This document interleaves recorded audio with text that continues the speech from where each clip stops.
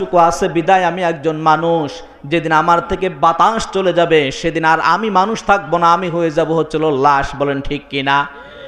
তার মানে হচ্ছে আমার একটা হাত এখান থেকে কেটে ফেলে দিয়েছেন ডাক্তার, ওই কাটা হাতের ভিতরে যদি আপনি বিকাল বেলা যদি আপনি ওর উপরে মার করতে থাকেন, আঘাত করতে থাকেন, আমার কি কোনো ব্যথা লাগবে? কেন লাগবে না? এই জন্যই লাগবে না, কারণ হচ্ছে আমার রুহুর সাথে, আত্মার সাথে আমার এই হাতের কানেকশনটা নাই। বলেন ঠিক কিনা? যতক্ষণ কানেকশন ছিল ততক্ষণ ব্যথা পেয়েছি, যখন কানেকশন ডিসকানেক্টিং হয়ে গেছে এরপর থেকে আমি আর ব্যথা। এখন আপনি যদি বলেন হুজুর নামাজ রোজা লাগবে না, মনের কাবা বড় কাবা।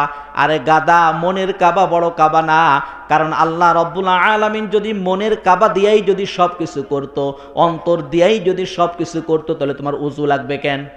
উজু তো তুমি হাতের উপরে করো, মুখ তো হাতের ভিতরে দাও, নামাজ তো তুমি নিজের কপাল দিয়া সিজদা দাও। মানে কি? মানে হইল যে আল্লাহ রাব্বুল আলামিন মানুষের ইবাদতের জন্য তার অন্তর এবং পুরা বডিটা আল্লাহ তাআলার ইবাদতের কাজে ব্যবহার করার জন্য আল্লাহ তাআলা বানাইছে। বলেন সুবহানাল্লাহ। তাহলে আমরা শুনবো কার কথা? আরো জোরে বলি, কার কথা শুনবো? আল্লাহর কথা শুনবো। আল্লাহ তাআলা বলছেন, আমি আল্লাহর হাবিব মুহাম্মদ রাসূলুল্লাহ সাল্লাল্লাহু আলাইহি ওয়াসাল্লাম বলছে যে আমি তোমাদের জন্য দুইটা জিনিস রেখে গেলাম। কয়টা জিনিস? আল কুরআনু কিতাবুল্লাহি ওয়াস সুন্নতি রাসূলিল্লাহ। আল্লাহর নবীজি বলেন এক নম্বর রেখে গেলাম তোমাদের জন্য আল কুরআন। কি? এই আরো জোরে বলেন কি? আল কোরআন তো আজকের কিতাব নয়। পৃথিবীতে রামায়ণ বলেন, মহাভারত বলেন, বাইবেল বলেন, গীতা বলেন, 50 বছর আগেকার গীতা, 100 বছর আগেকার গীতা, 100 বছর আগেকার রামায়ণ মহাভারত আজকের রামায়ণের সাথে কোনো মিল নাই। মানুষের হাত লাগতে লাগতে তাদের যেই ধর্মের যে সঠিক কথাগুলো সব উঠে গেছে। অথচ 1500 বছর আগেকার কোরআন আজ পর্যন্ত পৃথিবীর কোনো মানুষ এই কোরআনের ভিতরে একটা জের জবর, একটা নোক্তাও কোনোদিন পরিবর্তন করতে পারে নাই। কারণ আল্লাহ রাব্বুল আলামিন বলেছেন, লা ইয়াতিহিল বাতিলু মিন বাইনি ইয়াদাইহি ওয়ালা মিন খালফিহি তানজিলুম মিন হাকীমিন হামিদ। পৃথিবীর কোন বাতিল, কোন বামপন্থী আর রামপন্থী কোরআনের বিরুদ্ধে কথা বলতে পারে, নবীর বিরুদ্ধে কথা বলতে পারে, ইসলামের বিরুদ্ধে কথা বলতে পারে। পৃথিবীর কোন রাম আর বাম, কোন বাতিল হাজার চেষ্টা করলেও কোরআনের ভিতরে একটা ভুল এবং কোরআনের কোনো কিছু পরিবর্তন করতে পারবে না। বলেন সুবহানাল্লাহ। আল্লাহ রাব্বুল আলামিন বলেন, ইয়াকুলুনা ইফতারা কুল ফাতু বিআশরি সুওয়ারিম মিন মিথলি।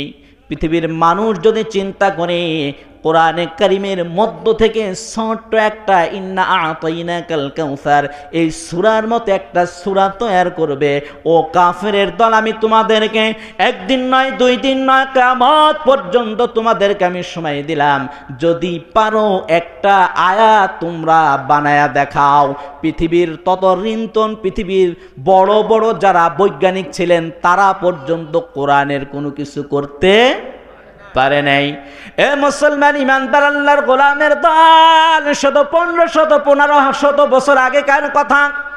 এই তো মহাভারত, ভারতের মধ্যে আমরা জানি যার নাম ছিল সবচাইতে বড় হিন্দুদের দেবতা যাকে বলা হতো, এই হিন্দু ভদ্রলোক অনেক বড় একজন মাপের হিন্দু গোসাই যাকে বলা হয়, সেই ব্যক্তির জীবনের ইতিহাস যদি পড়া হয়, সে কোরআনে কারিমের উপরে ডক্টরেট করেছিলেন এবং বাইবেলের উপরে তার ডক্টরেট জ্ঞান ছিল। সমস্ত প্রকার ইলম তার ভিতরে কম বেশি ছিল। ভারতের সমস্ত হিন্দু, পৃথিবীর সমস্ত হিন্দুরা তাকে ভগবান বলে মানত। তার নাম ছিল রাম শক্তি। অনেক বড় একজন হিন্দু বিজ্ঞানিক তিনি ছিলেন। এই ব্যক্তিও কোরআনের ভুল ধরতে গিয়ে তার জীবনের ভুলটা তিনি নিজেই ধরে শেষ পর্যন্ত সে একজন ইসলামের পথে চলে এসেছেন। বলেন সুবহানাল্লাহ। বিশাল বড় বৈজ্ঞানিক তিনি, যিনি কি হিন্দুরা তো যারে তারই ভগবান বানায়, যার থেকে উপকার পায় তারই সে কি বলে? ভগবান বলে। আপনার থেকে উপকার পাইলেও আপনারও ভগবান বলবে, ওর থেকে উপকার পাইলেও কি তারে। কিন্তু পৃথিবীতে মুসলমানরা যদি একজনের থেকে উপকার পায় তারে কি বলে? যে ফেরেশতার মতো কাজ করছো, কিন্তু কোনোদিন বলে না কি তুমি আমার ভগবান হওয়ার যোগ্য। কোনোদিন কি কোনো মুসলমান এই কথা? এই ভারতবর্ষের শিবশক্তি মহারাজ, যার নাম ছিল, এই হিন্দু ভদ্রলোককে জিজ্ঞাসা করা হলো ব্যাপারে কি, তুমি তো তোমার জায়গায় অনেক ভালো জায়গায় তুমি ছিলে, তামাম ভারতবর্ষের মানুষ তোমার কাছে কত টাকা পয়সা তোমাকে দিয়েছিল, তোমাকে তো মানুষ মাথায় করে রাখতো, তারপরে তুমি ওই ধর্ম ছেড়ে দিয়ে লাঞ্ছনার ধর্মে গাছতলায় ঘুমাও, কারণটা কি? ও মুসলমান ইমানদার আল্লাহর গোলামের দল, একজন হিন্দু ভদ্রলোক ইসলাম বুঝছে, আল্লাহর পরিচয় পাইছে, কোরআনের পরিচয় পাইল, আর আমরা মুসলমান দাবি করি আমরা কোরআনের পরিচয় পাইলাম না, আল্লাহর পরিচয় পাইলাম না, নবীর সুন্নাহও মানতে পারলাম না, বুঝতেও পারলাম না। এই শিবশক্তি মহারাজ এই ব্যক্তি ডাক দিয়া বলে, তার স্ত্রীকে ডাক দিয়া বলল, ওই স্ত্রী, আমি বাইবেলের উপরে ডক্টরেট ডিগ্রি অর্জন করেছি, আমি কোরআনের উপর করেছি, এবং অন্যান্য হিন্দুদের বড় বড় ইসের উপর আমি পাণ্ডিত্য অর্জন করেছি। আমি কোরআনে কারিমের তাফসীর করতে গিয়ে পড়ে দেখলাম পৃথিবীতে যদি সত্য ইসলাম, সত্য কোন ধর্ম থাকে এটা ইসলাম। ও স্ত্রী, আমি তোমাকে বলি, আগামীকাল যদি আমি এই ধর্ম ছেড়ে দেই, তোমাকে আর কেউ সুন্দর সুন্দর খাবার দিবে না, তোমাকে আর সুন্দরভাবে কেউ ডাকবে না। এমনও হতে পারে আমি যখন ওই সত্য ধর্ম গ্রহণ করে নেব, তখন হইতে পারে আমার জায়গা গাছতলায়, হইতে পারে জেলখানাও হতে পারে। তুমি কি এটা মানতে পারবা? স্ত্রী ডাক দিয়া বলে, স্বামী, আপনার সঙ্গে আমি এতটা বছর জীবন পার করলাম, আমি চেয়েছিলাম যে আপনি হক পথে আছেন, যদি হক পথে আসার কারণে যদি রাজপ্রসাদ চলে যায়, হক পথে আসার কারণে আমাদের জীবনটা বিপন্ন হয়ে যায়, গাছতলায় আমাদের জায়গা হয়ে যায়, তাতেও কোনো সমস্যা নাই, আপনি যেটা মানবেন আমিও সেটা মানব। ও মুসলমান, আজকে তো আমরা ইতিহাস পড়ি না, এ যুবকের দল আজকে ইতিহাস পড়ার সুযোগ পাই না, সারাটা দিন ফেসবুকের ভিতরে চোখের জিনা করি, কানের জিনা করি, 24টা ঘন্টা জিনার সঙ্গে লিপ্ত থাকি, কখনো চিন্তা এটা আসে না আমার কাছের বন্ধুটা সকালবেলা দেখা হয়েছে, বিকালবেলা কবরের রাস্তায় চলে গেছে, বিকালবেলা তার জানাজার ব্যবস্থা হয়ে গেছে, সকালবেলা যে আব্বার সঙ্গে কথা বলে আসলাম, বিকালবেলা শুনি বাবার জন্য কাফনের কাপড় কিনতে হয়। বলেন ঠিক কিনা? এ মুসলমান, এই শিবশক্তি মহারাজ তিনি যখন ইসলাম ধর্ম গ্রহণ করেন, ইসলাম ধর্ম গ্রহণ করার পরে তাবলিগে এসে গোটা বাংলাদেশে একবার এসেছিলেন, হাতে ধরে পায়ে ধরে বলেছে, ও মুসলমানের দল, তোমাদের দেখে আমার বড় আফসোস হয়, আমি হিন্দুর ঘরের হিন্দু, তারপরে নাম হয়েছিল ইসলামুল হক, যখন মুসলমান হয়, আমি হিন্দুর ঘরের হিন্দু, আমার সম্মান কম ছিল না, আমার ইজ্জত তো কম ছিল না, মানুষ তো আমাকে রাজপ্রাসাদে রাখতো, আমি যদি একটা কথা বলতাম আমার কথা বলার ভিতরে আর কেউ বাধা দেওয়ার মতো কোনো সিস্টেম ছিল না। শুধু ভারতবর্ষের হিন্দুরা নয়, গোটা বিশ্বের হিন্দুরা আমাকে ভগবান বলে মানতো, আমাকে অনেক বড় মর্যাদার মালিক বানিয়েছিল। ও মুসলমান, তোমাদের দেখে বড় আফসোস হয়, আমি একটা হিন্দুর বাচ্চা, এই রাজকীয় পোশাক ছেড়ে দিলাম, আমি আমার ক্ষমতা ছেড়ে দিলাম, আর তোমাদের দিকে তাকায় আমার আফসোস হয়, দুনিয়ার সামান্য কোনো কিছুর মালিক হও নাই, তারপরেও দেখি তোমরা ইসলাম মানো না। বলেন ঠিক কিনা? পৃথিবীতে অনেক বড় বড় মনীষী ইসলাম ধর্ম গ্রহণ করছেন, ক্ষমতা ছাড়ছেন। ও ভাই, কেন ছাড়ছেন? তারা কোরআন নিয়ে গবেষণা করছেন, নবীর সুন্নাহ নিয়ে গবেষণা করে দিয়েছেন, করে দেখছেন দুনিয়াটা বড় ধোঁকার জায়গা, দুনিয়াতে বেশি দিন থাকাও যাবে না, যতই মায়া করি আর যতই মহাব্বত করি, আমার আসল জায়গাটা হলো কবর। বলেন ঠিক কিনা? আসল জায়গা কোথায়? আমরা কি ইসলাম বুঝতে পেরেছি? আমরা ইসলাম বুঝতে পারি নাই। ওই যে বললাম ঈমান আনার পর আমলে সালিহাত করা। এই যে হিন্দু ভদ্রলোক কি করছে, ঈমান আনছে, আমলে সালিহাত করছে, সব ছেড়ে দিছে, চাই কাকে? কথা বলেন, চাই কাকে? আল্লাহকে রাজি খুশি করার জন্য। কাকে চাই? আর আমরা নামাজ ছেড়ে দিছি সন্তানকে রাজি খুশি করার জন্য। নামাজ ছেড়ে দেই সন্তানের দোহাই দিয়া। কাজে যাও নাই কেন? কয় কি রে, কাজে যাও নাই কেন, নামাজ পড়তে যাও না কেন? কয় সন্তান আমার কি করে, ইউনিভার্সিটিতে পড়ে, একদিন কাম বাদ দিলে মাস শেষে গিয়া ওর ফি দিতে পারবো না, এই জন্য নামাজ ছেড়ে দিচ্ছে। বলেন ঠিক কিনা? এদের কপালে আছে, এই পিতাদের কপালে আছে সবচাইতে বড় ভয়ানক বিষয়। আজকে তো আমরা এক একজন এক একটা বাড়ির নেতা। আমার স্ত্রীর নেতা আমি, আমার সন্তানের জিম্মাদার আমি। ও যদি জাহান্নামে যায় আমাকে নিয়ে জাহান্নামে যাবে। আল্লাহ রাব্বুল আলামিন বলেন, ওয়াকালু রাব্বানা সাতআনা সাদাতানা ওয়া কুবারানা ফাআদাল্লুনাস সাবিলা। সূরা আহজাব। আল্লাহ রাব্বুল আলামিন কিয়ামতের মাঠে একটা যুবককে ডাক দেয়া বলবেন, যুবক নামাজ পড়ো নাই, রোজা করো নাই, হজ করো নাই, যাকাত দাও নাই, কারণ কি? তারা কি বলবে? রব্বানা আতা'না সাদাতানা ওয়া কুবারানা ফাদাল্লুনাস সাবিলা। আর রব্বুল আলামিন দুনিয়াতে যারা আমাদের নেতা ছিল, এখানে নেতা বলতে বোঝায় আমি ছোট্ট মানুষ। আমার মা যদি আমাকে আব্বা বলে ডাকা শিখায়, আমিও সেটা শিখেছি।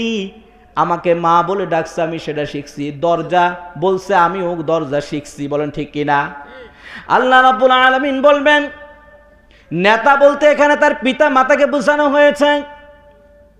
সন্তান ডাক দিয়ে বলবে, আল্লাহ আমি বেনামাজি হইয়া জন্ম নেই নাই, বেরোজগার হইয়া জন্ম নেই নাই, যাদের কাছে লালন পালন হইলাম। কারণ আল্লাহর নবী বলেন, যতগুলা শিশু দুনিয়াতে জন্ম নেয় সবাই মুসলমানের ফিতরাতের উপর জন্ম নেয়। বিভিন্ন কারণে কোনো ব্যক্তি মুশরিক হয়, মূর্তি পূজারী হয়, কোনো ব্যক্তি ইহুদি হয়, নাসারা হয়, কিন্তু জন্মগত প্রত্যেকটা শিশুই একজন মুমিন মুসলমান হিসাবে কি হয়? এই যে আমাদের দেশে দেখবেন একদল আসে নেশাগ্রস্ত, ট্যাবলেটখোর, ইয়াবাখোর। এরা কি জন্মগত ইয়াবাখোর নাকি? এদেরকে নষ্ট করেছে কারা? এই সমাজের যারা আছে, এক শ্রেণীর লোক আছে, এদের টার্গেট এই যুবকদের ভিতরে এটা ঢুকানো। এটা ঢুকানোর পরে দেখবেন এই যুবকটাও কিন্তু এক সময় নেশায় আশঙ্ক হয়ে বাপ মার জন্য একটা গজব হয়ে দাঁড়ায়। বলেন ঠিক কিনা? সমাজের জন্য গজব হয়, স্ত্রীর জন্য গজব হয়, মেয়েটার জন্য। ওই স্বামী স্ত্রী দোয়া করেন, ওই মেয়েটা দোয়া করে এই গজব তাড়াতাড়ি হয়, ছাড়ুক আর না হয় মরুক। আমি আপনাদেরকে এটা এই জন্যই বুঝাইতে চাইলাম, 16 বছর 20 বছর এই যুবকটা যে নেশাগ্রস্ত হয়েছে, এর পিছনে কিন্তু ওর নেতা আছে, আছে না নাই? এর পিছনে কিন্তু ওর সমাজ আছে, পরিবেশ আছে, পরিস্থিতি আছে। বলেন ঠিক কিনা? আল্লাহ রাব্বুল আলামিনকে ডাক দিয়া বলবে, আল্লাহ আমরা তো বেঈমান হইয়া জন্ম নেই নাই, বেনামাজি হইয়া জন্ম নেই নাই, বেরোজগার হইয়া জন্ম নেই নাই, যাদের কাছে লালন পালন হইলাম তারা তো আমাদেরকে কোরআন দিয়া ডাকে নাই, তারা তো আমাদেরকে নামাজের কথা বলে নাই, রোজার কথা বলে নাই, হজের কথা বলে নাই। আল্লাহ রাব্বুল আলামিন বলবেন, রব্বানা আতিহিম দিআফাইনি মিনাল আযাব আতা'না সাদাতানা। বুঝলাম তারা তোমাদেরকে নামাজের কথা বলে নাই, রোজার কথা বলে নাই, হজের কথা বলে নাই, তো তোমার তো বিবেক ছিল। কি ছিল? আল্লাহ বলছেন, ইন্নাস সামআ ওয়াল বাসারা ওয়াল ফুআদা কুল্লু উলাইকা কানা আনহু মাসউলা। আল্লাহ রাব্বুল আলামিন প্রত্যেকটা মানুষের বিবেক এবং চোখ, এগুলার আল্লাহ তাআলা হিসাব নেবেন। কি নেবেন? আল্লাহ তাআলা বলবেন, ওই দুইটা তো বাদ দিলাম, তো তোমার তো আমি বিবেক দিলাম, তোমার বিবেক স্বর্ণপন্ন হওয়ার পর তুমি কি করেছ? বলবা, আল্লাহ করি নাই। এখন তারা কি বলবে? আল্লাহ তাআলা কি সুন্দরভাবে বলছেন, রব্বানা আতিহিম দি'ফাইনি মিনাল আযাবি ওয়ালআনহুম লা'নান কাবীরা। আল্লাহ রাব্বুল আলামিন ডাক দিয়া বলবেন, ও ফেরেশতার দল, তার পিতামাতাদেরকে উভয়কে, তার পিতামাতাদেরকে ডবল শাস্তি দাও। কি শাস্তি? ডবল শাস্তি দাও। ডবল শাস্তিটা কি? ওই সন্তান ডাক দেয়া বলবে, আল্লাহ, আজকে তাদের একটা গাফলতির কারণে যে আমরা জাহান্নামে আসলাম, একা একা কেন জাহান্নামে যাব? আল্লাহ তাআলা ডাক দেয়া বলবেন, তাহলে তুমি কি চাও? বলবে, আল্লাহ, এদেরকে জাহান্নামে তো দেবেনি, তার আগে তাদেরকে জাহান্নামের রাস্তার সামনে শোয়ান, তাদের বুকের উপর পাড়া দিয়া দিয়া জাহান্নামে যাব। বলেন নাউযুবিল্লাহ। হযরত আয়েশা রাদিয়াল্লাহু তাআলা আনহা রাসূল করিম সাল্লাল্লাহু আলাইহি ওয়াসাল্লামকে ডাক দিয়া বলেন, ইয়া রাসূলাল্লাহ, ইয়া হাবিবাল্লাহ, আমার বড় জানতে ইচ্ছা হয়। কি ইচ্ছা হয় আয়েশা? তুমি আমাকে বলো। হযরত আয়েশা রাদিয়াল্লাহু তাআলা আনহা বলেন, কিয়ামতের মাঠে মানুষের অবস্থা শুনেছি, বাপের সামনে মা থাকবে, মায়ের সামনে সন্তান থাকবে, সন্তানের সামনে বাবা থাকবে, সবাই তো উলঙ্গ থাকবে। কি একটা লজ্জার কথা। আমার নবী ডাক দেয়া বলে, রে আয়েশা, কিয়ামতের মাঠে মানুষ যদি উলঙ্গ থাকে, কিন্তু মানুষের জাহান্নামের পেরেশানিতে সে এদিক ওদিক তাকাবে তো দূর করা, তাকানোর কোনো সুযোগই নাই। কারণ দুনিয়াতে আমরা তাকাই কোন দিকে? নিচে। আর কিন্তু কিয়ামতের মাঠে রব্বুল আলামিন চক্ষুটারে উপরে উঠাইয়া দিবেন। কোথায়? তারা আপনি হিসাব করেন, সন্তান, ইন্নামা আমওয়ালুকুম আওলাদুকুম ফিতনা, সন্তান হচ্ছে হলো জাহান্নামে নেওয়ার প্রধান। এবং সবচাইতে জান্নাতে যাওয়ার যদি কোনো বাধা থাকে, সেটা কে? আমার পরিবার, আমার সন্তান, এরা। অথচ এদেরকে আমরা কোরআন দিয়া হাদিস দিয়া তো বুঝাই না। যদি দেখা গেছে সন্তান কি কোনো ইউনিভার্সিটিতে পড়ে, সপ্তাহে একটা দিন ছুটি পাইছে, ফজরের নামাজ পড়ার তো করার, ফজর নামাজ তো পড়তে বলবে, মা ডাক দিয়ে কয়, সন্তান সারাটা বছর পড়ালেখা করে, একটু সময় পাইছে, একটু ঘুমাক না। আমি পিতা হইয়া নিজে হাতে ধরে ওরে দুনিয়ার কিছু গমের জন্য আমিও জাহান্নামে গেলাম, ওরও জাহান্নামে পাঠায় দিলাম। বলেন ঠিক কিনা? আমরা পিতা নামের কলঙ্ক, গার্জিয়ান নামের কলঙ্ক, নিজেও জাহান্নামে গেলাম, ওরও জাহান্নামের কাঠগড়ে দাঁড়ায় করাই দিলাম। এই বাবাজিরা, আমার বন্ধুগণ আমার, কিয়ামত তো অনেক দূরের কথা। এই দুনিয়ার জমিনেই তো মানুষের ব্যবহারটাকে দেখেছেন। 16টা বছর 18টা বছর যেই মা তার সমস্ত আদর স্নেহ মায়া মমতা উজাড় করে দিয়ে যে সন্তানটাকে মানুষ করে, 1 বছরের প্রেম ভালোবাসা পাইয়া বয়ফ্রেন্ডের লগে পালাইয়া গিয়া মা বাপের বিরুদ্ধে আইন জারি করে কোর্টে এসে বলে, আমি এদেরকে চিনি না। বলেন ঠিক কিনা? 18 বছরের ভালোবাসা ও 1 বছরে 1 বয়ফ্রেন্ড পাই বিক্রি করে দিছে। বলেন ঠিক কিনা?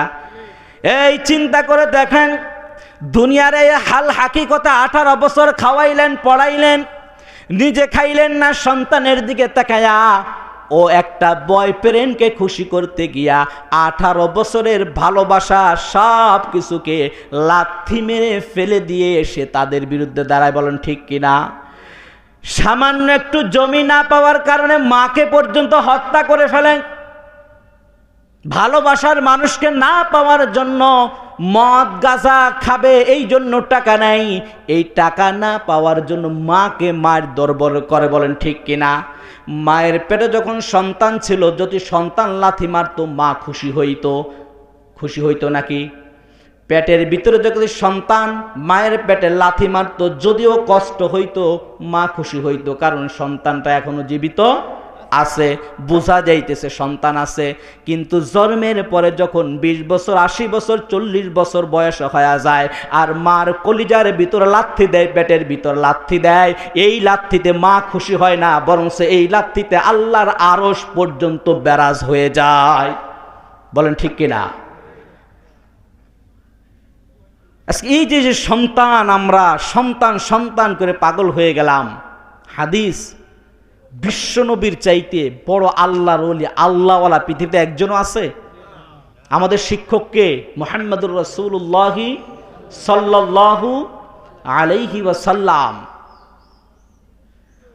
হযরত মুহাম্মদুর রাসূলুল্লাহ সাল্লাল্লাহু আলাইহি ওয়াসাল্লাম একবার বলছিলেন ফাতিমাকে, ওয়াং ফাতিমাতু আনকিদি নাফসিকা মিনান নার, হে ফাতিমা, তুমি তোমার আমলের বিনিময় তুমি জাহান্নাম থেকে বেচো।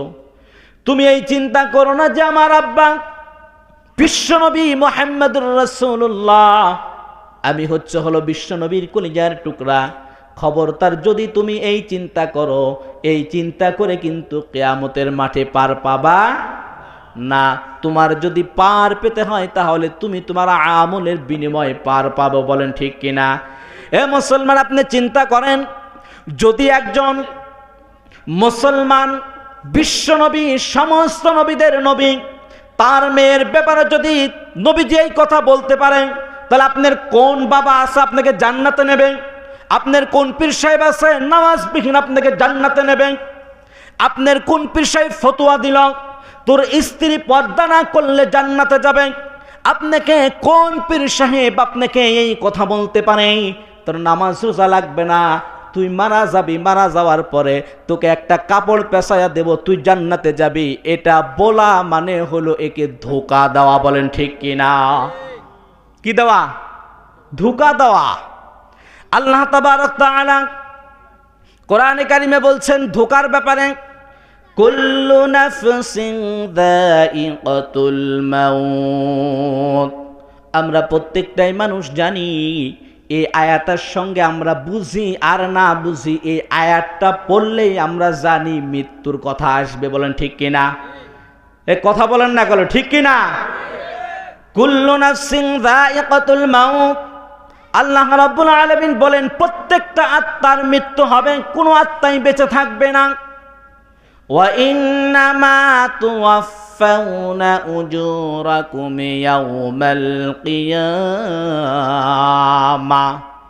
তবে হ্যাঁ, সফল ওই ব্যক্তি, যেই আত্মা কিয়ামতের মাঠে জাহান্নামের আগুন থেকে বাঁচতে পারবে, সেটাই তার জন্য সফলতা। আত্মা হলেই চলবে না, কিন্তু আত্মা হয়ে কিয়ামতের মাঠে জাহান্নামের আগুন থেকে বাঁচার মধ্যে সফলতা। আর জাহান্নামে যাওয়ার মতো ব্যর্থতা আর পৃথিবীতে অন্য কোনো কিছু হতে পারে? আজকে তো আমি আমার পীর সাহেবের চিন্তায় আমি বসে আছি, আমি আমার সন্তানকে হাফেজ বানাইছি, আলেম বানাইছি, আমি আমার সন্তানের আশায় বসে আছি যে আমার সন্তান 10 জন ব্যক্তিকে জান্নাতে নেবে। আমিও তো তার মধ্যে এরকম আছে না নাই? আল্লাহ রাব্বুল আলামিন বলেন, ওয়া উম্মিহি ওয়া আবিহি ওয়া সাহিবাতিহি ওয়া বানি। কিয়ামতের মাঠে ভাই ভাইকে ভুলে যাবে, মা তার সন্তান থেকে পালানো শুরু করবে, বন্ধু বান্ধব তার থেকেও পালানো শুরু করবে। কিয়ামতের মাঠে কেউ কারো কোনো কাজে আসবে না, কেউ কারোর কোনো উপকার। ওয়াত্তাকু ইয়াউমান লা তাজসি নাফসুন আন নাফসিন শাইআ ওয়ালা ইউকবালু মিনহা শাফাআতুন ওয়ালা হুম ইউনসারুন। আল্লাহ রাব্বুল আলামিন বলেন কিয়ামতের মাঠটা এমন একটা কঠিন জায়গা, এমন একটা ভয়াবহ জায়গা, সেখানে কেউ কারোর কোনো উপকার করতে পারবে না, কেউ কারোর কোনো কাজে আসবে না, কেউ কারোর কোনো সাহায্যও চলবে না। দুনিয়ার জমিনে যদি একটা হুন্ডা ধরে পুলিশ 3,000 টাকা গোপন দিলে হুন্ডাটা ছেড়ে দেয়। বলেন ঠিক কিনা? একটা ছেলে একটা মেয়ে জিনা করছে, এলাকার একজন প্রভাবশালী গোপনে গোপনে 1 লাখ টাকা জরিমানা করে 50,000 টাকা পকেটে নেয়, 50,000 টাকা খায়, অমুক খায় তমুক খায়। যার সাথে জিনা করছে, যারে ধরছে, ওরে সকালে মোমবাতিটা দেখায়। বলেন ঠিক কিনা? আর আল্লাহ তাআলা বলছেন সেদিন তোমাদের টাকা কোনো কাজে আসবে না, তোমাদের থেকে কোনো বিনিময় গ্রহণ করা হবে না, এবং সেদিন তোমাদের কেউ কোনো সাহায্য করতে পারবে না। আল্লাহর নবীজি বলেন যদি সেদিন তোমাদের কোনো কিছু সাহায্য আসে, সে সাহায্যটাই হলো তোমাদের আমল। তোমাদের কি? এই জোরে কথা বলেন, সেটা কি? আজকে রাত্রে জেগে আপনি বসে আছেন, এই যে রাতের বেলায় জেগে জেগে এখানে বসে আছেন, এইখান থেকে কিচ্ছু পাবেন না। কিন্তু মনে রাখবেন দুনিয়ার মানুষের কাছে এটার দাম থাকুক অথবা না থাকুক, আল্লাহ রব্বুল আলামিনের আসমানের দরবারে এটার দাম দুনিয়ার সব সমাবেশের চাইতে বেশি। বলেন সুবহানাল্লাহ। সব সমাবেশ চাইতে কি? কিয়ামতের মাঠে এমন একটা মাঠ, আজকে সূর্যের মাথা কোন দিকে? একটা মাথা। কয়টা মাথা? এই কথা ভালো করে শুনবেন। যদি আপনি কবরে যান, ওয়াজ আপনার জন্য। যদি কিয়ামতের মাঠে দাঁড়াইতে হয়, মনে রাখবেন ওয়াজ আপনার জন্য। আর যদি চিন্তা করেন কবরেও যাব না, কোনো জবাবদেহিতা নাই, তাহলে আপনার জন্য আমার কোনো ওয়াজও নাই, কোনো কথাও নাও, কোরআনও আপনার জন্য নয়। যদি মানার ভিতরে হেদায়েতের ইচ্ছা থাকে, যদি মানার যোগ্যতা থাকে, তাহলে শুনতে পারেন। আর যদি মনে করেন হুজুররা যা বলে সব ফাও কথা, তাহলে আপনার জন্য কোনো ওয়াজ নাই, আল্লাহর নবীর কোনো সুন্নাহ আপনাদের মানতে হবে না। যে ছাত্র যে স্কুলে ক্লাস করবে, যে ছাত্র তার জন্য স্কুলের আইন, যে ছাত্র না তার জন্য স্কুলের কোনো আইন মানা বাধ্য না। আল্লাহ রাব্বুল আলামিন বলেন ইয়া আইয়ুহান নাসুত্তাকু রাব্বাকুম ইন্না সালসালাতাস সাআতি শাইউন আযীম ইয়াওমা তারাউনাহা তাযহালু কুল্লু মুরদিআতিন আম্মা আরদাআত وتضع ذات كل حمل حملها। এ মুসলমান ইমানদার আল্লাহর গোলামের দল, সামান্য একটু গরম পড়লে ফ্যানের ভিতরে ঢুকি, এসির ভিতরে ঢুকি, তারপরেও কলিজারা শুকনা থাকে, ঠান্ডা থাকে না। বেশি একটু শীত হইলে কত কিছু গাই দেই, তারপরও ভিতরে আনন্দ আসে না, কিরকম জানি মেস মেস করে। অথচ আল্লাহ রাব্বুল আলামিন বলেন সূর্যটা দুনিয়ার থেকে 13 লক্ষ গুণ বড়, সূর্যটা দুনিয়ার থেকে অনেক উপরে, তারপরও এটার রোদ আমরা সহ্য করতে পারি না। আর কিয়ামতের মাঠে যেই সূর্যটা দিবে, এই সূর্যটা দুনিয়াতে আসছে 70,000 ফেরেশতা জান্নাতের পানি দিয়া ধোয়, সেটা আমাদের কাছে আসে, সেই আলোতে আমরা পাগল হয়ে যাই। বলেন ঠিক কিনা? আর কিয়ামতের মাঠে একটা সূর্যের 12টা মুখ হবে, আধ হাত উপরে মানুষের সূর্য আসবে, সূর্যের তাপে নিচের জমিনগুলো তামা হয়ে যাবে, মানুষের ভিতরে ভয় সৃষ্টি হয়ে যাবে। একদল ফেরেশতা বলতে পারবে আল্লাহ এরা কি মাতাল, এরা কি পাগল। আল্লাহ তাআলা ওই কথাটাই বলেন ওয়াতারান নাসা সুকারা ওয়া মা হুম বিসুকারা। এরা কোনো পাগল নয়, নেশাগ্রস্তও নয়, ওয়ালাকিন্না আযাবাল্লাহি শাদীদ। তারা আজকের আমার এই আযাব দেখে, এই ভয়াবহতা দেখে তাদের ভিতরে পাগলামি শুরু হয়ে গেছে, তাদের ভিতরে অন্তকম্পন শুরু হয়ে গেছে, এই জন্য তারা ফালাফালি করতেছে। ওয়ালাকিন্না আযাবাল্লাহি শাদীদ। আল্লাহর আযাব বড় ভয়াবহ। একটা জিনিস মনে রাখবেন, দুনিয়ার আগুন যদি মানুষের হাতে লাগে, মানুষের হাত পোড়া যায়, কিন্তু জাহান্নামের আগুন মানুষের যেখানেই লাগুক সর্বপ্রথম তার কলিজাটা পুড়ে যাবে। নাউজুবিল্লাহ। জাহান্নামের আগুন যেখানেই লাগুক সর্বপ্রথম তার কি পুড়বে? কলিজা পুড়বে। আল্লাহ তাবারক তাআলা বলেন কাইফা তাকফুরুনা বিল্লাহি ওয়া কুনতুম আমওয়াতান ফাআহইয়াকুম সুম্মা ইউমীতুকুম সুম্মা ইউহয়ীকুম সুম্মা ইলাইহি তুরজাউন। আল্লাহ রাব্বুল আলামিন বলেন তোমরা কিভাবে আমাকে অস্বীকার করো, তোমরা তো মৃত্যু ছিলে, তোমাদের জান ছিল না, আমি রব্বুল আলামিন তোমাদেরকে মৃত্যু থেকে জীবিত বানিয়েছি। কে বানাইছে? আজকে আমার 30 বছর বয়স। 30 বছর আগে আমি কুকুর ছিলাম না শুকুর ছিলাম, আমার মাও বলতে পারে নাই, আমার বাবাও বলতে পারে নাই। 30 বছর পরে আমি অমুক হইলাম তমুক হইলাম, আমি নেতা হয়েছি। আল্লাহ তাআলা বলেন আমি তোমাকে কিন্তু জীবিত করছি মৃত্যু থেকে। একটা মানুষ, আমরা যারা আছি, আল্লাহ রাব্বুল আলামিন বলেন মানুষের হায়াত 5 প্রকার। কয় প্রকার? এই কয় প্রকার হায়াত? 1 নম্বর হায়াত আলমে আরোহা, যেখানে আপনিও ছিলেন আমিও ছিলাম, যেখানে আমার মা ছিলেন, আমার আব্বা ছিলেন, আমার দাদা ছিলেন, দাদি ছিলেন, সবাই যেই জায়গায় ছিলাম। দ্বিতীয় একটা হায়াত পেলাম মায়ের গর্ভের ভিতরে, বলেন ঠিক কিনা? এই গর্ভের ভিতরে কোনো ডাক্তার কোনোদিন ঢোকে নাই, ওইখানে কোনো কবিরাজ কোনো কবিরাজি করতে পারে নাই, ওইখানে কোনো ফকির কোনোদিন আমাকে ফু দিতে পারে নাই।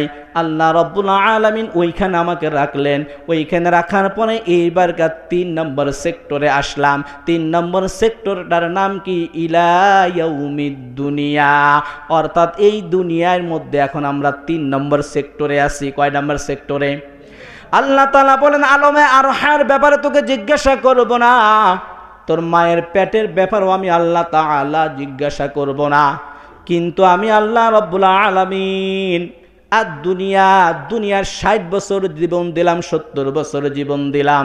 এই 60 বছর 70 বছর 3 নম্বর যে স্তর, এই 3 নম্বর স্তরের ব্যাপারে আমি আল্লাহ তাআলা 2টা জায়গায় জিজ্ঞাসা করব। কয়টা জায়গায়? আগের 2টা মাপ, আগের 2টা হায়াতের ব্যাপারে আল্লাহ কোনো জিজ্ঞাসা করবে না, শুধু একটা জিজ্ঞাসা করবে 2টা জায়গায়।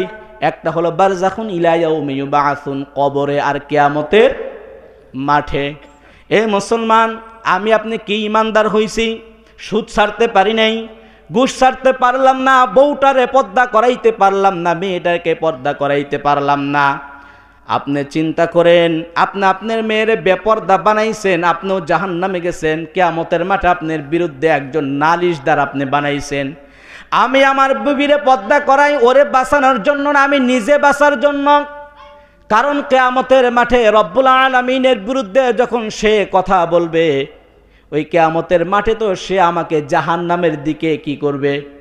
টেনে নিয়ে যাবে। এই জন্য আল্লাহ রব্বুল আলামিন 2টা হায়াতের ব্যাপারে জিজ্ঞাসা করবে না। শুধু 60 বছর জীবন পেয়েছি, 80 বছর জীবন পেয়েছি, এই 80 বছরের জীবনের ব্যাপারে আল্লাহ তাআলা 2টা জায়গায় জিজ্ঞাসা করবেন। কয় জায়গায়? বারজাখুন ইলা ইয়াউমি ইউবাআসুন, কবরে, আর হচ্ছে হলো কিয়ামতের মাঠে। এই 2টা জায়গায় আল্লাহ তাআলা জিজ্ঞাসা করবেন। আল্লাহর হাবিব বলেন কিয়ামতের মাঠে একটা মানুষকে 5টা প্রশ্ন করা হবে। কয়টা প্রশ্ন? এই 5টা প্রশ্নের জবাব না দেওয়া পর্যন্ত 1 পাও সামনেও যেতে পারবে না, 1 পাও পিছনেও যেতে পারবে না। ও দুনিয়ার মানুষ, ও যুবকের দল, আজকে যৌবন বয়সে ইবাদত করি না, শয়তানি বদমাশি করি। যদি জিজ্ঞাসা করা হয়, আরে যুবক, যৌবনকালে ইবাদত কেন করো না? কয় আমার কি এখন বয়স হয়েছে, যখন বৃদ্ধ হব তখন আল্লাহর ওলি হয়ে যাব। বলেন ঠিক কিনা? এ মুসলমান, তোমার যৌবনকালের চেহারাটা একটার মেয়ের ভালো লাগে, তোমার যৌবনকালের চলাফেরা সাজসজ্জা মানুষের ভালো লাগে, তেমনি তো যৌবনকালের ইবাদত আমার আল্লাহ রব্বুল আলামিনের কাছেও ভালো লাগে। আল্লাহ তাআলা সর্বপ্রথম জিজ্ঞাসা করবেন, তোমাকে একটা যৌবনকাল দিয়েছিলাম, এই যৌবনকালটা তুমি কি তোমার বিয়ের পেছনে ব্যয় করছো? না তুমি কোন মেয়ের পিছনে ব্যয় করছো? না ফেসবুক ইউটিউবের পিছনে ব্যয় করছো? এটা দেখতে চাই না, কিন্তু এই যৌবনকালে কতটা ইবাদত করেছো এই জবাবটা আমাকে দাও। আজকে যৌবন পেয়ে গেছি, বড় বাহাদুর হয়ে গেছি, কাউকে মানি না, কে মুরব্বী, কে বাবা, কে কোরআন, কে হাদিস মানি না। এর পিছনে একটাই কারণ, সেটা হচ্ছে ভিতরে আল্লাহর ভয় নাই। কার ভয় নাই? কার ভয় নাই?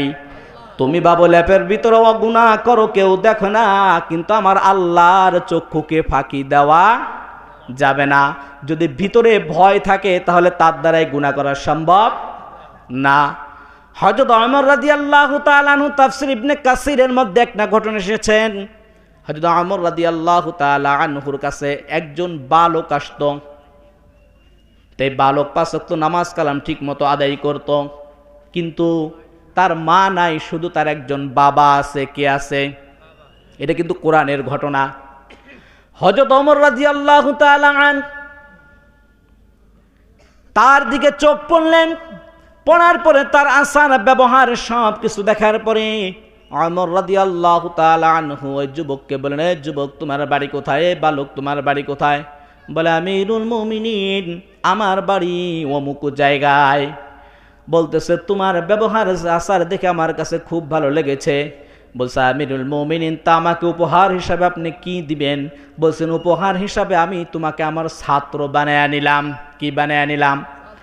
এইবার ওমর রাদিয়াল্লাহু তাআলা আনহুর দরবারে তিনি আসেন। একটা মেয়ে, বেশ সুন্দর চেহারা, একটা মেয়ে বারবার তার উপরে একটা কলঙ্কর দাগ লাগানোর জন্য, মনের খায়েশ পূরণ করার জন্য বারবার তাকে বাজে প্রস্তাব দেয়। বাজে প্রস্তাব দেওয়ার কারণে সে তো রাজি হয় না। ভয় করে কাকে বলেন? এ ভয় আছে কার?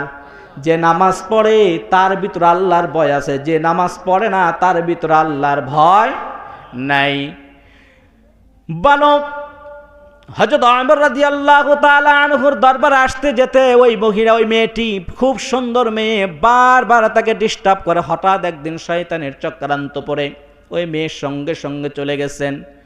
যাওয়ার পরে যখন ঘরের ভিতরে ঢুকছে, ঢুকার সঙ্গে সঙ্গে যুবক চিত হইয়া জমিনে বেহুশ হয়ে গেছে। বেহুশ হয়ে যাওয়ার পরে মেয়েটি চিন্তা করলো, আমি তো আরেক বিপদ টেনে নিয়ে আসলাম, হাবা গাবা কই থেকে আনলাম, এ তো মনে হয় মারা গেলে আমি বিপদে পড়ব। নিজে নিয়ে আবার তার বাড়িতে দিয়ে আসছেন।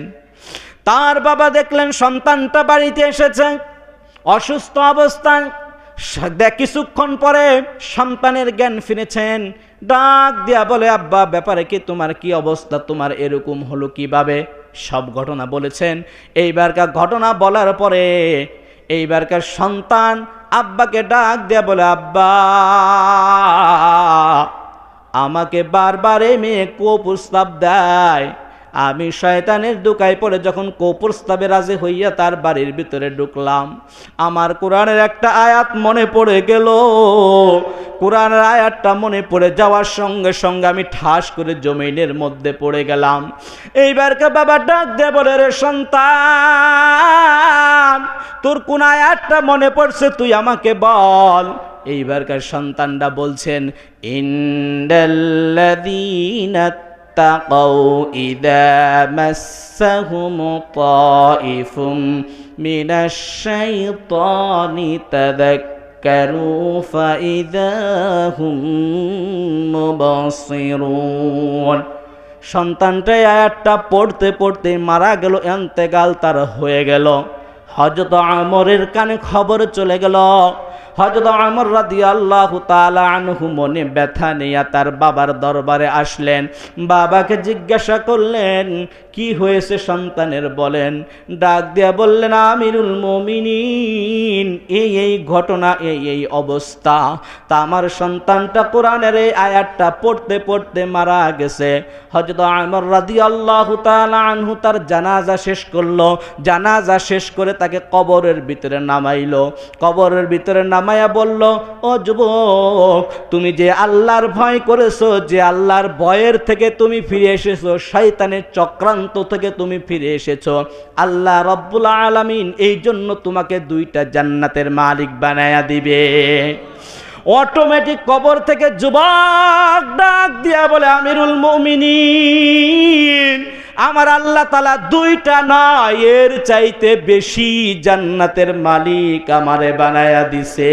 বলেন সুবহানাল্লাহ। আল্লাহ আল্লাহ, ক্যা মুবারক নাম হায়, अल्लाह अल्लाह आशिकों का काम है, इहा हमसे मुसाफिर है, वही आखेरा ठिकाना, कोई आगे रवाना है, कोई पीछे रवाना अंध बैतिन कुल्लु नासिन शारिबो कब्रि बैतिन कुल्लु नासिन दाखिलो। ও মুসলমান ইমানদার আল্লাহর গোলামের দল, দুনিয়াতে 60টা বছরের বাহাদুরি আছে। আমার মা 2টা বছর আগে দুনিয়ার থেকে বিদায় নিয়ে চলে গেছে। প্রথম 10-12 দিন বাড়িতে গেলে মায়েরে না দেখলে কলিজাটা কিরকম কাঁদতো। আজকে 2টা বছর আমার মা কবরের ভিতরে শুয়ে আছে। আমি তো ঠিক মতোই খাই, আমি আমার সন্তানকে ঠিক আব্বা বলে ডাক দেই, আমার মেয়েটার জামাটা কিনে দেই, কিন্তু মার কথা তার অত মনে পড়ে না। আমি মারা যাওয়ার পরে আমার সন্তান কিন্তু আর আমার মায়ের কথা মনে করবে না, বলেন ঠিক কিনা? ও দুনিয়ার মানুষ, পৃথিবীতে আল্লাহ রাব্বুল আলামিন এমন একজন ব্যক্তি হযরত ওমর রাদিয়াল্লাহু তাআলা আনহু, যাকে অর্ধ জাহানের শাসক বানিয়েছিলেন, যার ব্যাপারে ওমর রাদিয়াল্লাহু তাআলা আনহুর ব্যাপার আল্লাহর নবী বলেছিলেন, এরপরে যদি কেউ নবী হতো আল্লাহ রাব্বুল আলামিন ওমরকে নবুয়ত দিত, বলেন সুবহানাল্লাহ। নবীর সমস্ত গুণাবলী ওমরের ভিতরে ছিল। এ ওমর রাদিয়াল্লাহু তাআলা এমন একজন লোক ছিলেন, আল্লাহর নবীকে হত্যা করার জন্য এসেছিলেন। আল্লাহ তাআলা তার ইসলাম এমনভাবে কবুল করছে যে এই মক্কা মদিনায় ওমর মুসলমান হওয়ার আগ পর্যন্ত আল্লাহর নবীজি নামাজ পড়তে পারে নাই, আজান দিতে পারে নাই। যেদিন ওমর ইসলাম ধর্ম গ্রহণ করলো, আল্লাহর তাকওয়া নিজের ভিতরে নিয়ে আসলো, সে চিন্তা করলো আল্লাহ ছাড়া দুনিয়াতে কেউ নাই। কে আবু জেহেল, কে উতবা, কে সাইবা, ওরা কোনো কিছু না। ওই উতবা, সাইবা, আবু জেহেল তারও একজন সৃষ্টিকর্তা, তিনি হলেন কে? আমি তো তাকে ভয় পাই না, আমি তো আমার আল্লাহকে ভয় পাই। এই ওমর রাদিয়াল্লাহু তাআলা আনহু শেষ পর্যন্ত ওমর ইবনুল খাত্তাব রাদিয়াল্লাহু তাআলা আনহু ইসলাম ধর্ম গ্রহণ করার পরে সেই দিন থেকেই সবার সামনে ইসলামের দাওয়াত এবং আজান এবং একসাথে নামাজ পড়া শুরু হয়েছে। সুবহানাল্লাহ। হত্যা করতে আসছে, আল্লাহ তাআলা তারা কি করছে? কোরআন দিয়ে তাকে পরিপূর্ণ একজন ঈমানদার। এই ওমর রাদিয়াল্লাহু তাআলা আনহুর জীবনে তিনি কাঁদতে কাঁদতে চোখের 2 পাশ দিয়া ঘা হয়ে গিয়েছেন। তার বন্ধু বর্গগণ বললেন, আমিরুল মুমিনিন, আমাদের দেশের প্রধানমন্ত্রী যে হয়, ও তো প্রধানমন্ত্রী হওয়ার আগেই কোটিপতি, বলেন ঠিক কিনা? জনগণ বাঁচুক আর না বাঁচুক, তার প্রত্যেক দিন কিন্তু টাকা লাগবে, খাবার দাবার ঠিক লাগবে, তার পাওয়ার চাই, ক্ষমতা চাই, তার জনগণ বাঁচুক আর না বাঁচুক তার চেয়ার দরকার, বলেন ঠিক কিনা? অথচ ওমর রাদিয়াল্লাহু তাআলা আনহু বাইতুল মাল থেকে একটা ভাতা পেতেন, ওই ভাতাটা পর্যন্ত তিনি নেন নাই। এ আমিরুল মুমিনিন কানতে কানতে চোখের 2 পাশ দিয়া নালা হয়ে গেছে, গা হয়ে গেছে। তার বন্ধুগণ ডাক দিয়া বললেন, আমিরুল মুমিনিন, আপনার চোখের 2 পাশে ঘা হয়ে গিয়েছে, আপনি একটু চিকিৎসা করান। ওমর রাদিয়াল্লাহু তাআলা আনহু থমকে থমকে ছোট বাচ্চাদের মতো কান্দেন আর বলেন, ও আমার বন্ধুগণ, ও আমার সাথীগণ, কিয়ামতের মাঠে যদি আল্লাহ রাব্বুল আলামিন আমাকে ডাক দেয়া বলে, রে ওমর, তুই তো ছিলি জাহান্নামের আসামি, আমি আল্লাহ রাব্বুল আলামিন তোকে জাহান্নামের আসামি থেকে তোকে জান্নাতের সার্টিফিকেট 10 জন ব্যক্তি দিলাম, তার ভিতর ওমরও তোকে দিলাম। আজকের এই দুনিয়ার জমিনে আমি আল্লাহ রাব্বুল আলামিন অর্ধ জাহানের খলিফা তোরে বানাইলাম।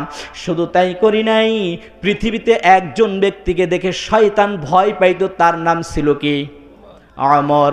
আল্লাহর সঙ্গে শয়তান গাদ্দারি করছে, আল্লাহর কথা মানে নাই, কিন্তু ওমর যেই রাস্তা দিয়া যাইতো শয়তান 40 দিন পর্যন্ত ওই রাস্তা দিয়া যেত না।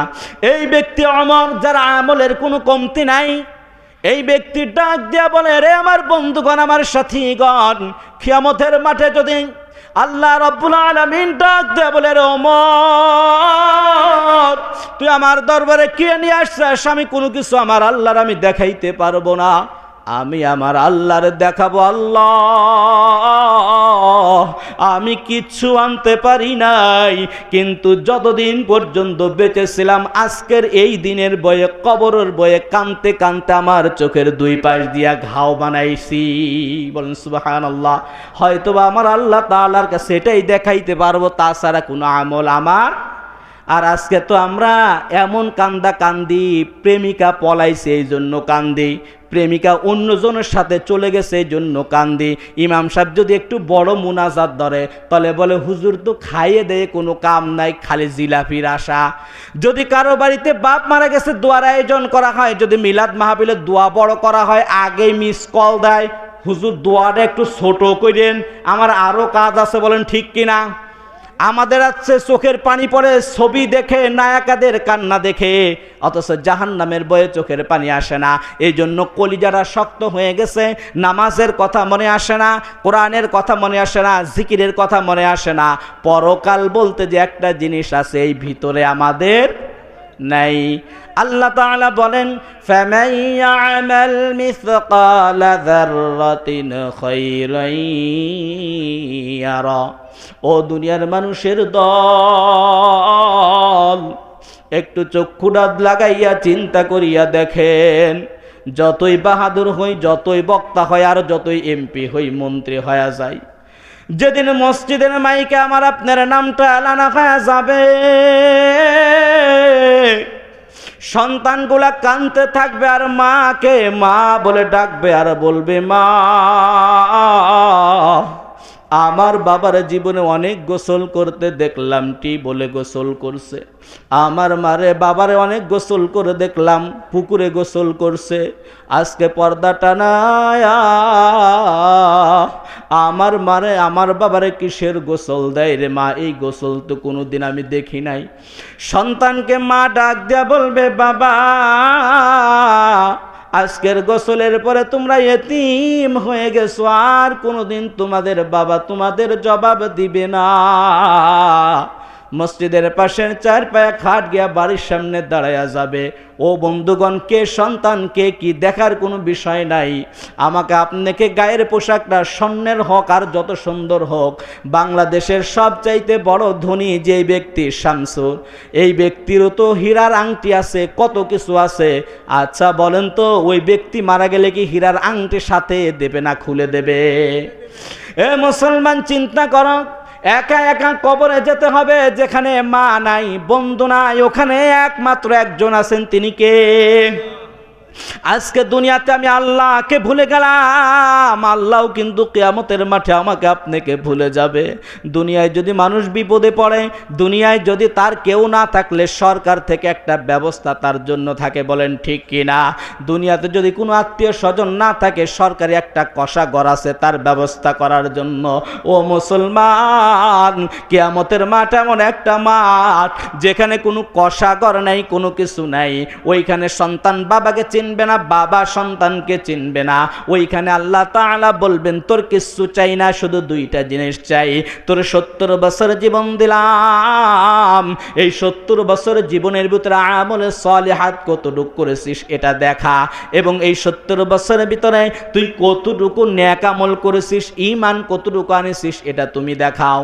আল্লাহ রাব্বুল আলামিন বলেন ফামান ইয়ামাল মিসকালা যাররাতিন খায়রান ইয়ারা ওয়া মান ইয়ামাল মিসকালা যাররাতিন শাররান ইয়ারা। আল্লাহু আকবার। কবরে যখন নামানো হবে, আল্লাহ তাআলা ডাক দিয়া বলবেন ওরে জাহান্নামের ফেরেশতারা,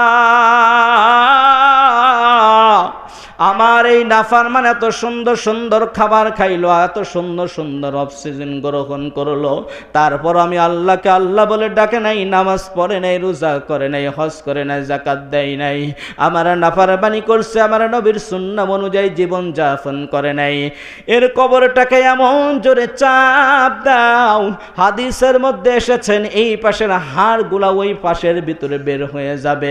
বান্দা চিৎকার করে কাঁদবে আর বলবে ও আমার সন্তান তোর জন্য আমি গুনাহ করছে, তোকে এসপি বানাইতে হবে, ডিসি বানাইতে হবে, এই জন্য আমি কিস্তি করছি, লোন করছি, সুদের উপরে টাকা লাগাইছি, এত কিছু করিয়া তোকে দুনিয়াতে প্রতিষ্ঠিত করলাম, অথচ আজকে আমি জাহান্নামের কাঠগড়া দাঁড়াইয়া গেছি, তুই আমাকে একটু সাহায্য কর। পারবে কিনা বলেন? আজকে এই দুনিয়াতে আমরা সন্তানকে প্রতিষ্ঠিত করতে গিয়ে কিন্তু সবচেয়ে বড় ভেজালে পড়ি। বলেন ঠিক কিনা? যেই লোকটা জীবনে সুদ খাওয়ার দরকার নাই, বিদেশ যাবে, তোমাকে কিস্তি তুলে লোন করে জাহান্নামের কাঠগড়ায় দাঁড়ায়া কে বিদেশ যেতে বলেছে? যে বিদেশ যায় নাই সে কি না খেয়ে মারা গেছে কিনা বলেন? আল্লাহু খায়রুর রাযিকিন, আল্লাহ তাআলা যতটুকু রিজিক আমার আপনার রাখছেন, এক জাররা বেশিও নিতে পারবেন না, এক জাররা কমও নিতে পারবেন না। আমাদের এই সমাজে কত মানুষ আছে দেখবেন, একসময় রিক্সা চালাইতো, পেট ভরে ভাত খেত, কোনোদিন আলসার হয় নাই, গ্যাস্ট্রিক হয় নাই, ডায়াবেটিসও হয় নাই, অথচ এই মানুষটা হঠাৎ করে বড়লোক হয়ে গেছে, ভালো মন্দ খাইছে, কয়দিন পরে ডাক্তার কইছে অনেক খাবার সামনে আছে, কিন্তু সকালে 2টা রুটি, দুপুরে রাতে 2টা রুটি, আর দুপুরবেলায় 1 কাপ ভাত খাবা, সামনে ভাত পড়ে থাকে কিন্তু খাবার খাইতে পারে না। আল্লাহু খায়রুর রাযিকিন, আল্লাহ রাব্বুল আলামিন এই রিজিকের ফয়সালা করে দিয়েছেন। এই জন্য আমাদের আজকের যেই বিষয়, এই যে আমরা ওয়াজ মাহফিল শুনি, ওয়াজ মাহফিলে মোটামুটি লোক হয় না হয়? কোনটা? লোক হয় কি হয় না? কিন্তু ফজরের সময় আমার মনে হয় ইমাম সাহেব ছাড়া মসজিদে আর লোক পাওয়া, জুম্মার দিন মাশাআল্লাহ আগেও সুন্নত নাই, পরেও সুন্নত নাই, নামাজ 2 রাকাত পরে ওরে সুবহানাল্লাহ, উনার স্পিড দেশে তো 4G, উনি 5G গতিতে ছুটছেন। আল্লাহর রহমতে আর সপ্তাহে কি মসজিদে নাই? ভাই আপনি যত 5G আর 4G গতিতে আপনার গুনাহ শুরু করবেন, আপনার জাহান্নামের স্পিড এর চাইতে বেশি আল্লাহ তাআলা বাড়িয়ে দিবে। আপনি দুনিয়াতে যত নাফরমানি করবেন কেউ দেখে নাই, এই চিন্তা করতেছেন, খালি চিত হন না কেন? আজকে যাদের জন্য এত কিছু করতেছি, আমি আপনার নামাজ ছেড়ে দিচ্ছি, ইবাদত করতেছি না, খালি চোখ 2টা বন্ধ হলেই বোঝা যাবে আমি কি করেছি। মানুষ যখন, আমরা যখন ঘুমাই, ঘুমানোর পর স্বপ্ন দেখি ইউরোপ, আমেরিকা, ভারত গেছি, ঘুমের থেকে উঠে পড়ে দেখি ওই তলে পড়ে আইছি। বলেন ঠিক কিনা? মানুষ যখন মারা যাবে সে তখন চিন্তা করবে, হাই হাই দুনিয়াতে কোটিপতি হয়ে গেছি, এই হয়ে গেছি, কিন্তু আজকে আমি লাশ হয়ে আছি, কই সন্তান? কোথায় আমার সন্তান? আমি ছোট্ট একটা ঘটনা বলে শেষ করব। ঢাকাতে আমার একজন বন্ধু ছিলেন, তিনি একটা ইমামতি করতো। কি করত? ইমামতি করত। তো ইমাম সাহেব, আমি ওনার সাথে এক জায়গায় একটা ওয়াজে গেছি, তো হঠাৎ করে তিনি আমাকে একদিন বলতেছে, ভাই, আমি বললাম বলেন। বলছে আমার জীবনে একটা শিক্ষা হয়েছে। কি শিক্ষা হয়েছে? বলছে আমি একটা মসজিদে ইমামতি করতাম, এই দেশের ইমামরা সবচেয়ে বেশি নির্যাতিত, নিষ্পেষিত, অবহেলিত। বলেন ঠিক কিনা? যেই ব্যক্তি আপনার মসজিদ কমিটির সভাপতি থাকে, দায়িত্বে থাকে, এরা মনেই করে না যে মসজিদের ইমাম একজন মানুষ, তারও ছেলে আছে, তারও মেয়ে আছে, তারও বাচ্চা আছে, সে যে 5 দিন নামাজে আসে না, এই কৈফিয়ত কেউ নেয় নাই। ইমাম সাহেবের বাচ্চা অসুস্থ, সে কেন মসজিদে আসছো না, এই কৈফিয়ত দিতে দিতে ইমামের চাকরি শেষ। বলেন ঠিক কিনা? অথচ তারও তো চিন্তা করার দরকার, সে ইমাম হওয়ার আগে সে তো আমার মতো একজন মানুষ, সে ইমাম হওয়ার আগে সে তো একজন স্বামী, সে ইমাম হওয়ার আগে সে তো একজনের পিতা, সে ইমাম হওয়ার আগে সেও তো একজন কি সদস্য কারোর। কিন্তু আমরা মনে করি 5,000 টাকার বেতন দিয়া এমন একটা গোলামরে রাইখা দিলাম, ও কেন জোহরে আসলো না, ওর সন্তান মারা যাক, ও ট্রিটমেন্টে যাইতে পারবে না। এরকম কিছু মূর্খ কমিটির লোক আছে, আমি এদেরকে ধিক্কার জানাই, কারণ এদের ভিতর কোরআনের জ্ঞান না থাকার কারণে তারা এই সিচুয়েশন তৈরি করেন। ঠিক কিনা? আমার এই বন্ধু আমাকে ডাক দিয়ে বলেন, আমার বাড়ির সামনে বড়লোক 5 তলা বিল্ডিংওয়ালা, তার বোনকে বিয়া দিছেন, 22টা ট্রাক তিনি দিয়েছিলেন। তার বিবাহতে তার শ্বশুর বাড়ি থেকে 25টা ট্রাক দিয়ে বরযাত্রী হয়ে এসেছিল। তাহলে কত বড় লোক, এটা তো বোঝা গেছে। বলেন ঠিক কিনা? কয় বন্ধুগণ, আমি ওই মসজিদের ইমাম, আমি ছোট মানুষ। হঠাৎ করে বেশ কিছুদিন পরে আমি যখন এই গল্প আমার বন্ধু বলছেন আমি শুনেছি, ইমামতি করতে করতে হঠাৎ একদিন রাতের বেলায় তার বউ আমার ফোন দিয়া বলে, ইমাম সাহেব আপনি কই আছেন? কাঁদতেছে। হঠাৎ করে বলতেছে, আপনি আমার একটু বাড়িতে আসেন, 3 তলায় থাকে তিনি, 3 তলায় গেছেন। তিনতলায় যাওয়ার পরে এইবার দেখতে পাচ্ছেন দরজা খুলছে, আর দেখে তার স্বামীটা বাথরুমের ভিতরে হয়তোবা সিগারেট খেয়ে বাথরুম করতে গেছে, স্ট্রোক করে মারা গেছে। মারা যাওয়ার পরে শীতের রাত লাশটা ওই একতলায়, অর্থাৎ যেখানে মোটরের ঘর, ওইখানে লাশটা রেখে দিয়েছে। সারা রাত ভর আর একটা লোক ওই লাশের কাছে যায় নাই।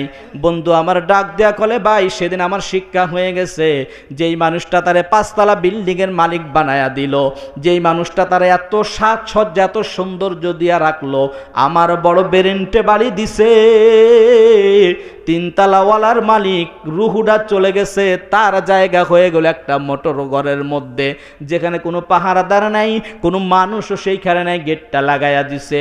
গেটটা লাগানোর পরে যখন জানাজা হয়ে গেল, মাটি হয়ে গেল। মাটি হওয়ার পরে বিবি সাহেব আর ওই 3 তলায় থাকবেন না। কেন 3 তলায় থাকবেন না? কয় 3 তলায় থাকবো না, আমার বড় ভয় করে, বড় ভয় করে। এই জন্য সে ওই রুমটাই চেঞ্জ করি আবার 1 তলায় চলে আসলো। এইখান থেকে শিক্ষার বিষয়, ও 3 তলাওয়ালার মালিক, ও 5 তলার মালিক, তুমি বেঁচে আছো সাহেব, মরে গেছো সাপ। বলেন ঠিক কিনা? বেঁচে আছে আমি সাহেব, মরে গেলে আমি সাপের চাইতেও কি ভয়ঙ্কর। এর জন্য মৃত্যুর আগে ভালো কিছু নিয়ে যেতে হবে। সবচাইতে বড় বিষয়, বিশ্বাস করেন, দরবারে যান না, যা কিছু যাই করেন আর না করেন, ওয়াজ করেন, ওয়াজ মাহফিল শোনেন, দান করেন, সদকা করেন, 2টা কাজ যদি আপনি না করতে পারেন, আপনার ইমানদারের খাতায় নাম থাকবে। 1 নাম্বার, আপনি নামাজ ছাড়তে পারবেন না। বলেন সবাই নামাজ পড়তে রাজি আছেন ইনশাআল্লাহ? হাত দুটো আল্লাহর দেখান। আয় আল্লাহ তাআলা, আজকের যারা হাত তুলেছে আল্লাহ প্রত্যেকটা মানুষকে আল্লাহ তুমি নামাজ হিসেবে কবুল করে নিও। আয় আল্লাহ তাআলা, আজকের যারা হাত তুলেছে প্রত্যেকটা মানুষকে আজকের এই ভিডিও তোমার দরবারে ফুটেজ হয়ে থাকবে, কিয়ামতের মাঠের উসিলা করে আল্লাহ জান্নাতের মাকাম দান করে দিও। এই জন্য ভাই ও দোস্ত বুজুর্গ, দুনিয়া কিচ্ছু না। আপনারা তো আমাকে কম বেশি চেনেন। আমাদের বাড়ির চারপাশে হিন্দু আছে না নাই?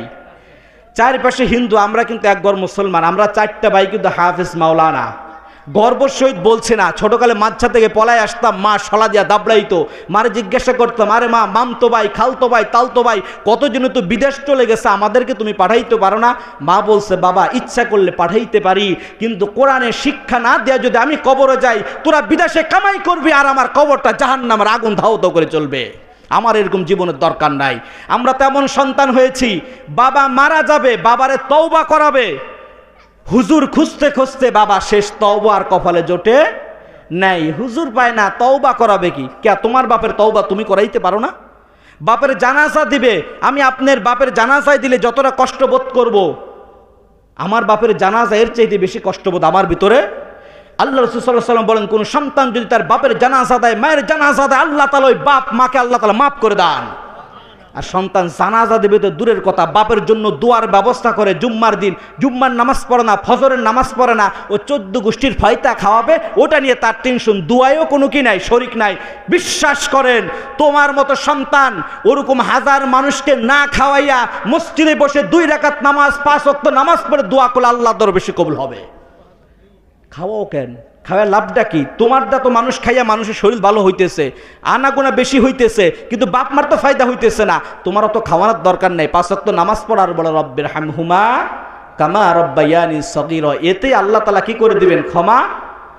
যাই হোক, যে কথাগুলো এই পর্যন্ত বললাম, এই কথার ভিতরে যেটা ভুল ভ্রান্তি আছে, আল্লাহ তাবারকা ওয়া তাআলা এটা আমাদের সবার মধ্য থেকে মুছে দেখ এবং সবার থেকে ক্ষমা করে দেখ, সবাই আমিন। এবং এই কথার ভিতরে যেই কথাটা বলেছি, সঠিক কথার উপরে আমাকে সর্বপ্রথম আমল করার তৌফিক দান করে, সবাই আমিন। এবং আপনাদেরও প্রত্যেককে আমল করার মতো তৌফিক দান করে, সবাই আমিন। ওয়া আখিরু দাওয়ানা আলহামদুলিল্লাহি রাব্বিল আলামিন। আসসালামু আলাইকুম ওয়া রাহমাতুল্লাহি ওয়া বারাকাতুহু। সুবহানাকাল্লাহুম্মা ওয়া বিহামদিকা আশহাদু আল্লা ইলাহা ইল্লা আনতা আস্তাগফিরুকা ওয়া আতুবু ইলাইহি। মাশাআল্লাহ। আচ্ছা, ঠিক আছে। আমাদেরকে এতক্ষণ যাবত কোরআন এবং হাদিস থেকে গুরুত্বপূর্ণ নসিহত পেশ করে শোনালেন হাফেজ মাওলানা সুলাইমান।